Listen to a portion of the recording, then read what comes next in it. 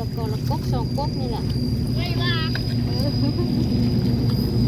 ซุ่มละสองสามหน่วยมาไว้กันไหนมันโยนใส่ปากมันซะ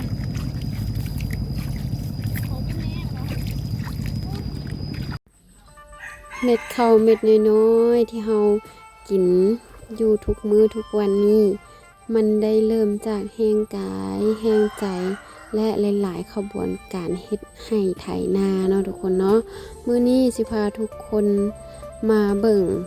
ขบวนการปลูกข้าวตั้งแต่เริ่มต้นเลยจนกว่าสิได้มาเป็นเม็ดข้าวให้เฮาได้กิน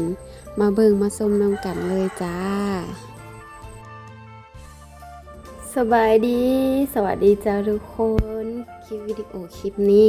เฮาสิมาเบิ่งการเฮ็ดนาตั้งแต่เริ่มต้นเลยเนาะคุณเนาะเริ่มต้นกับเฮาสิมาหว่านเม็ดกาก่อนแต่ว่าการหว่านกาหว่านเข้าจนได้เข้าแบบซีแล้วมาถอนออกจากซีหั่นนะเฮาก็ต้องมีการไถนาก่อนเนาะทุกคนเนาะไถเสร็จเรียบร้อยแล้วก็จึงมีการหว่านเมล็ดพันธุ์เข้าลงไปจากนั้นเฮาก็มาโลกจากซีเลยทุกคนเป็นอย่างจึงต้องมีการดำนาตามฤดูกาลแบบนี้เฮาคือโบเฮ็ดตลอดเลย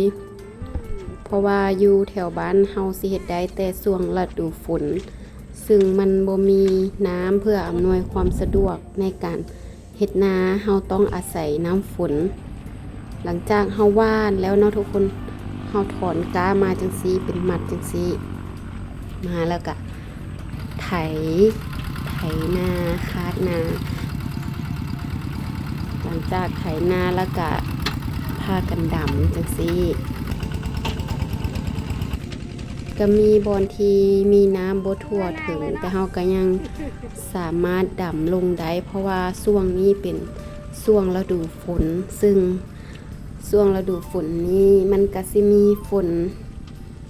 ตลอดเนาะซึ่งเข้าของเฮาก็จะบ่ตายถึงว่าสิขาดน้ำแน่บางมื้อบางยามจังสิอีกมื้อนึง2มื้อฝนก็ตกลงมาแล้วก็ยังสามารถรักษาหาข้าวของเฮาได้อยู่เนาะทุกคนหลายคนถ้าเป็นชาวไร่ชาวนาก็สิฮู้วิธีการดำไร่ดำนาแบบนี้ได้ดีเลยเนาะแต่ถ้าบ่แม่นชาวนาก็มาเบิ่งคลิปวิดีโอนี้เนาะคลิปวิดีโอนี้ก็เป็นเพียงคลิปวิดีโอเริ่มต้นในการเฮ็ดนา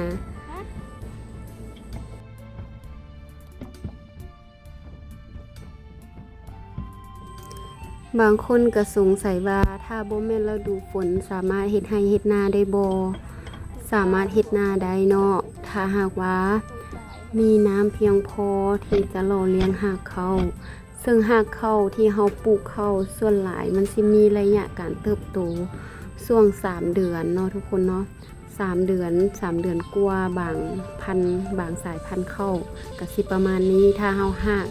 มีน้ำหล่อเลี้ยงข้าวอยู่ในช่วงระยะนี้เฮาก็สามารถปลูกข้าวได้ในช่วงที่บ่แม่นฤดูฝนเช่นกันทุกคนซึ่งหลายๆคนเนาะบางประเทศนะคือประเทศเวียดนามเขาเจ้าสิมีการเฮ็ดนา3ฤดูกาลได้เลยทุกคนเพราะว่าเขาเจ้าฝนหลายหรือว่าประเทศลาวเองก็มีบางหมู่บ้านบางเขตบางพื้นที่เขาเจ้าก็เฮ็ดนา2ฤดูซึ่งเขาเจ้าใช้น้ำที่เขาเจ้าเก็บกักน้ำไว้ขึ้นมาแล้วก็ดูดมาเฮ็ดนาในช่วงที่บ่แม่นฤดูฝนแบบนี้ก็ได้เส้นเดียวกันเนาะทุกคนเนาะแต่ว่าผลผลิตมันสิบ่ได้ดีเท่ากับว่าเฮ็ดตามฤดูกาลฤดูฝนจังซี่มันสิได้ผลผลิตดีก่อนแต่หากถ้าว่ารักษาเพียงพอเนาะเฮาสามารถดูแลรักษาได้ดีมีเขาเอิ้นว่ามีอาหารบำรุงเลี้ยงรากข้าวเป็นปุ๋ยเนาะบางคนก็ใช้ปุ๋ยเคมีแต่ถ้าว่าเฮาบ่อยากใช้เคมีเฮาก็ใช้ฝุ่นคอกนี่แม่นหยังได้จากมูลสัตว์เป็นขี้งัวขี้ควายขี้อีหยังก็ย่าเนาะเฮาก็สามารถนำมาเฮ็ดฝุ่นเฮ็ดแทนปุ๋ยเคมีได้เช่นเดียวกันก็เฮ็ดให้ข้าวเฮางามเจริญเติบโตได้ไว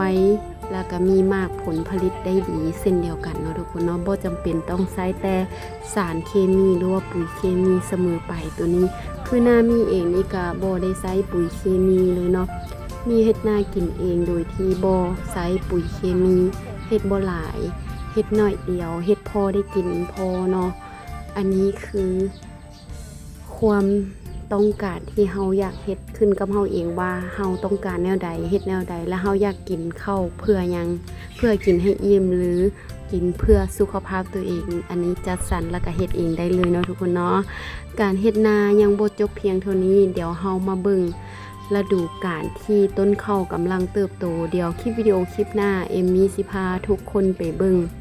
ข้าวที่กำลังเติบโตช่วงระยะนี้เฮาสิมีการดูแลรักษาต้นข้าวแนวใดไปติดตามรับชมนำกันในคลิปวิดีโอต่อไป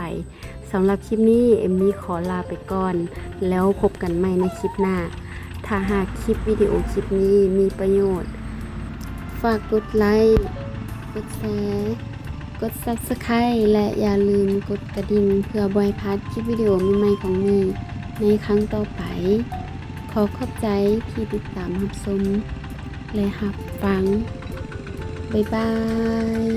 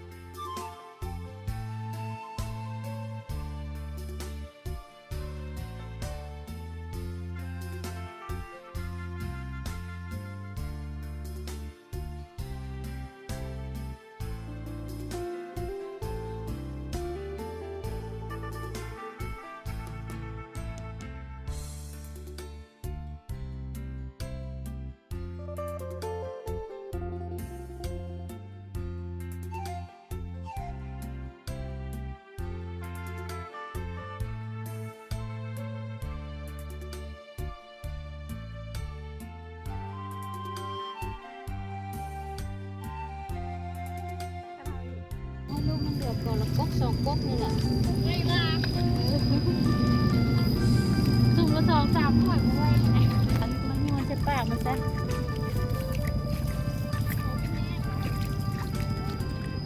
หอยได้บ่แม่นหมา